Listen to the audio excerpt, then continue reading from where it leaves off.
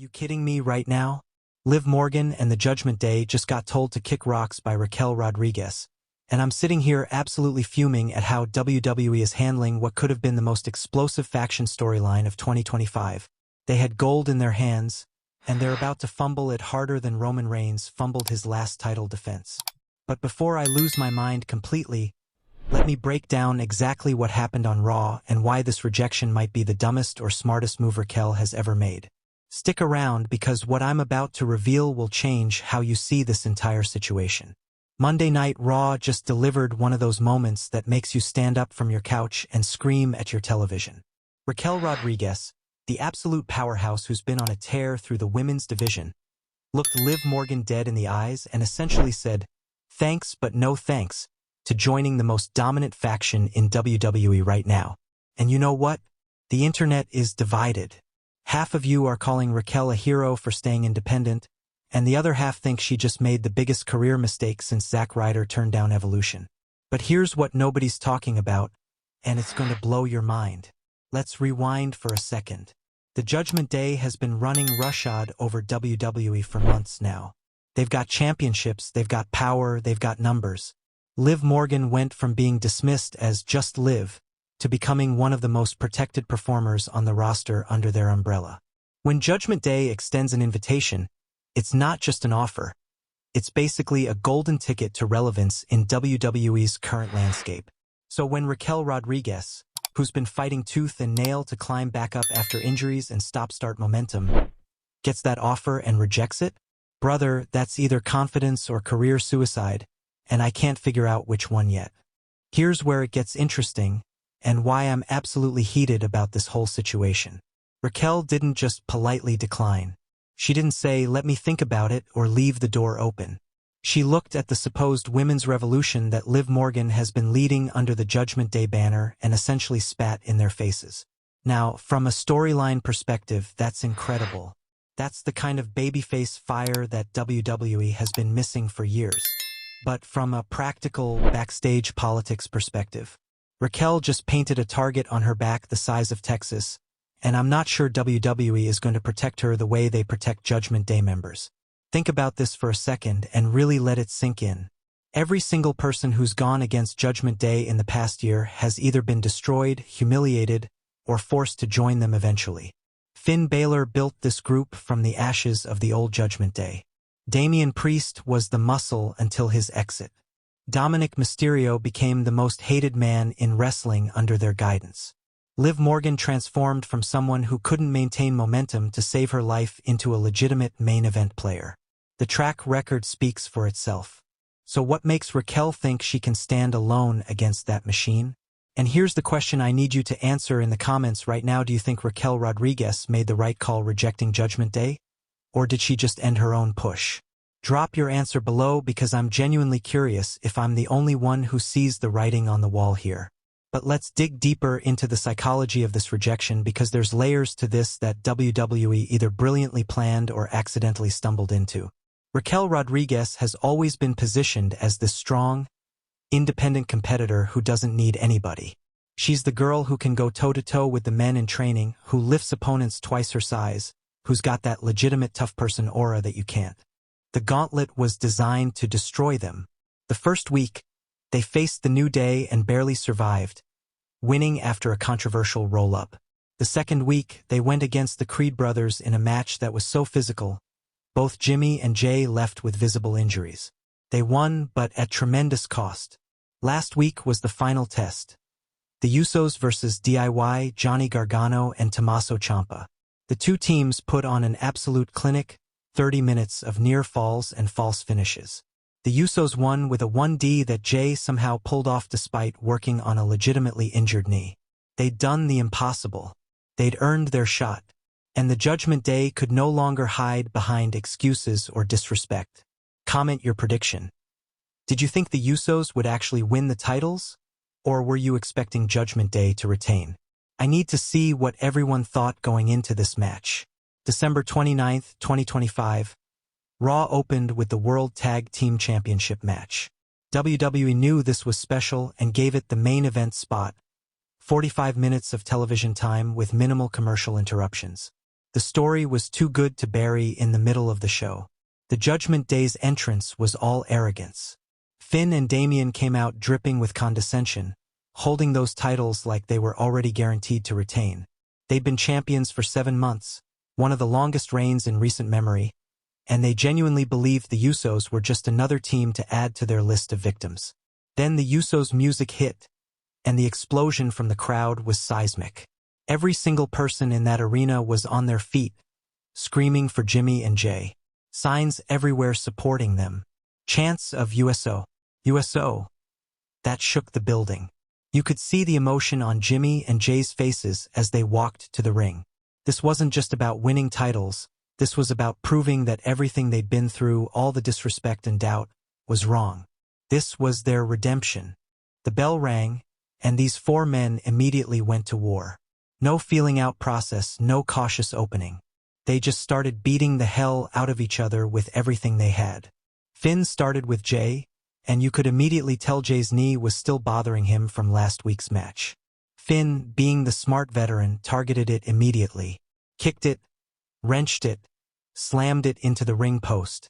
Every attack designed to break Jay down and limit the Usos' offense. Jay sold that knee injury like his life depended on it, limping between moves, struggling to execute their signature sequences.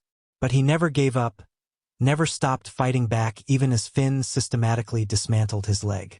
Question: what's the most underrated aspect of Jey Uso's in-ring work?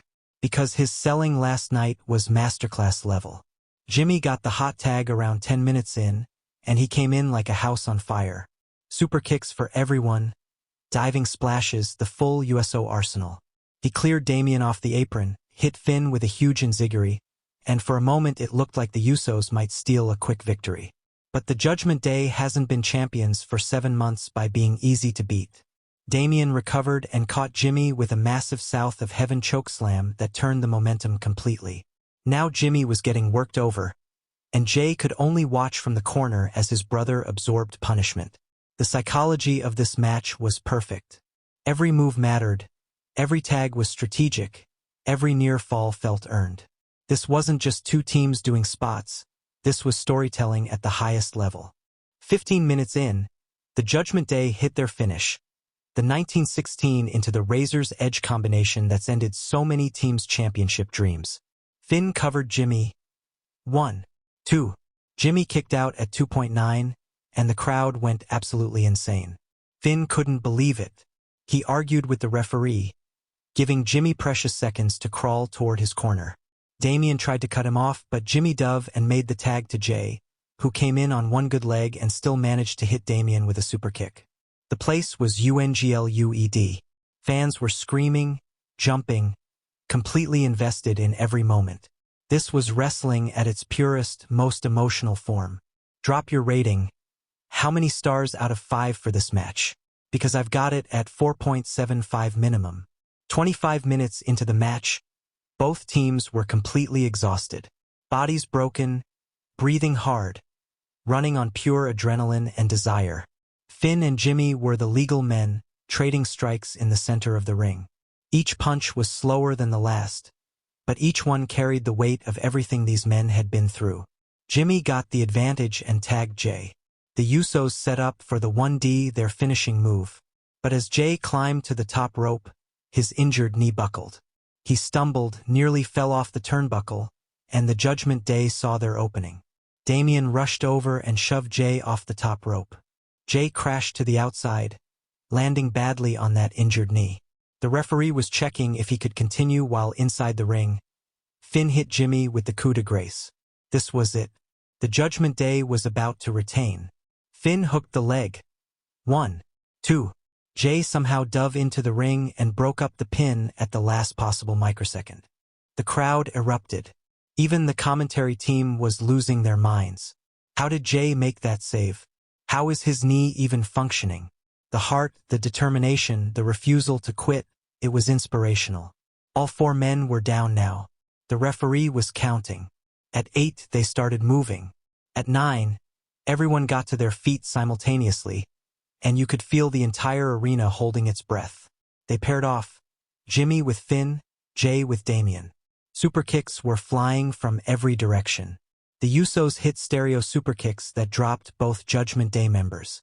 But when they went for stereo splashes, Finn and Damian rolled out of the way. Both Usos crashed into the mat.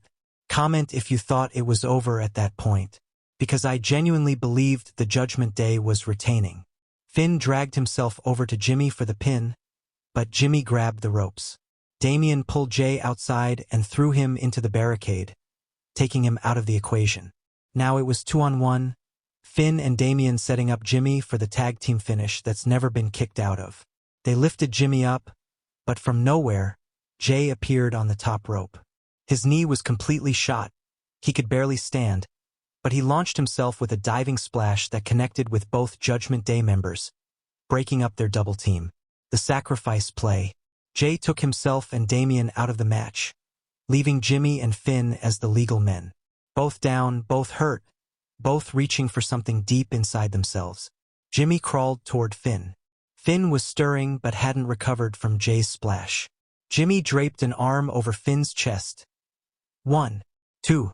Finn kicked out at 2.99999, and you could hear the collective groan of disappointment from the crowd. What do the Usos have to do to win this match? They'd hit everything in their arsenal, survived everything the Judgment Day threw at them, and the titles were still out of reach. Jimmy pulled himself up using the ropes. He looked at Jay on the outside, who was being checked by medical staff. His brother couldn't help him anymore. This was on Jimmy to finish. Trivia time. What's Jimmy Uso's real name?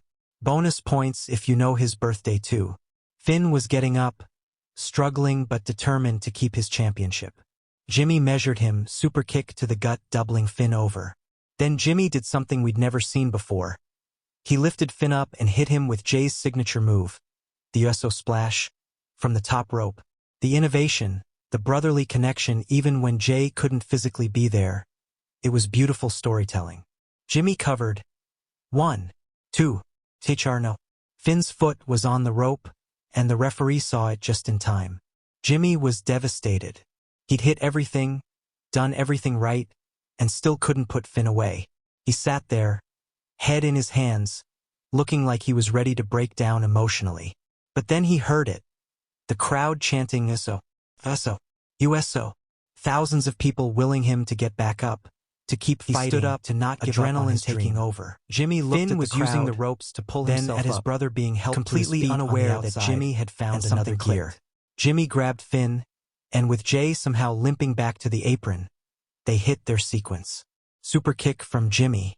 Jay tagged himself in. Another super kick from Jay. Jimmy lifted Finn up one more time, and Jay climbed to the top rope on sheer will and heart. The 1D connected perfectly, Jay splashing Finn while Jimmy drove him down. Jay covered. Jimmy kept Damian from breaking it up.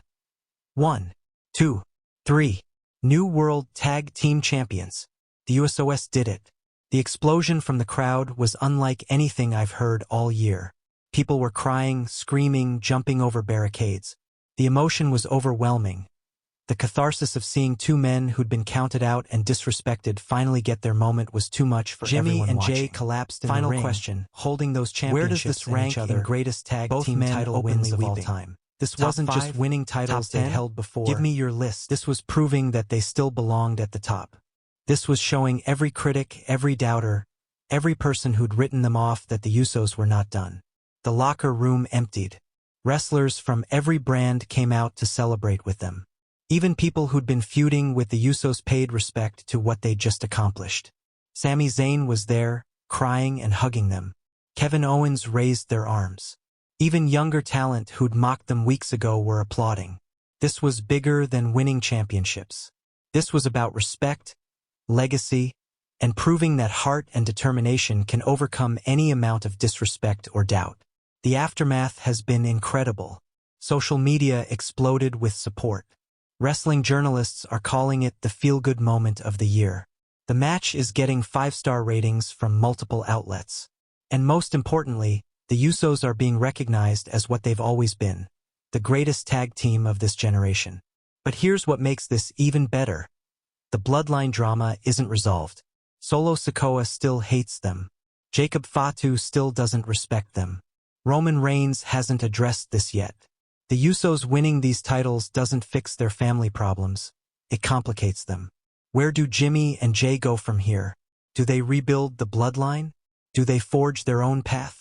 Do they finally get the individual respect they've always deserved? Subscribe to SUPLEX Ring Saga because we're going to be breaking down the fallout from this title change. Share this video if the Usos winning where the Usos championship reign goes Share from it here. if you love December comeback 29th, 2025 if will you be believe remembered in as never the night giving the up on Usos your reminded dreams, everyone no matter how how many many the people standard count you by out. which all tag teams are measured.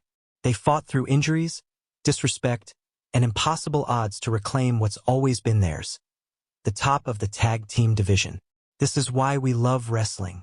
These moments when the story is so perfect, so emotionally resonant, that it transcends entertainment and becomes something genuinely meaningful. The Usos earned every second of their victory, and they deserved every bit of the celebration that followed. The SUPLEX Ring Saga continues.